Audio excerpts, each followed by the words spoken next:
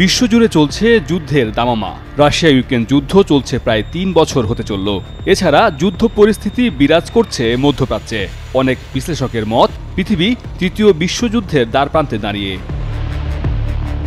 বিশ্বের বিভিন্ন দেশের সামরিক শক্তি পর্যবেক্ষণ করে প্রতিবছর একটি তালিকা প্রকাশ করে সামরিক শক্তি পর্যবেক্ষক প্রতিষ্ঠান গ্লোবাল ফায়ার পাওয়ার।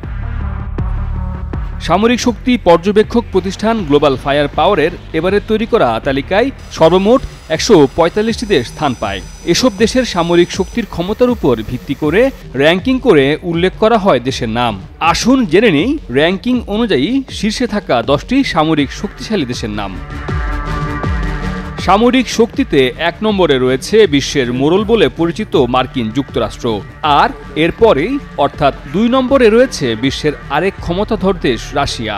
বিশ্বের বর্তমান যে যুদ্ধাবস্থা তার পেছনে মূলত দায়ী রাশিয়া ও যুক্তরাষ্ট্র। বসুন্ধরা টিস্যুতে ছাড়ের ছড়াছড়ি। বসুন্ধরা টিস্যু নিয়ে এলো নিশ্চিত ছাড়।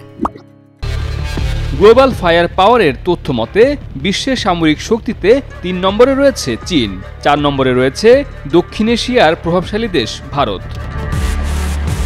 সামরিক শক্তিতে বিশ্বের ৫ নম্বর শক্তিশালী দেশ দক্ষিণ কোরিয়া। আর এর পরই রয়েছে যুক্তরাষ্ট্রের মিত্র বলে পরিচিত যুক্তরাজ্যের নাম। সামরিক শক্তিতে শান্তির দেশ বলে পরিচিত জাপান রয়েছে ৭ নম্বরে। এই তালিকায় মধ্যপ্রাচ্যের দেশ তুরস্ক আছে ৮ নম্বরে। সামরিক শক্তিতে দক্ষিণ এশিয়ার আরেক দেশ পাকিস্তান রয়েছে ৯ নম্বরে। ১০ নম্বরে রয়েছে ইউরোপের দেশ ইতালি। মির্জা রকিবুল হাসান, নিউজ 24।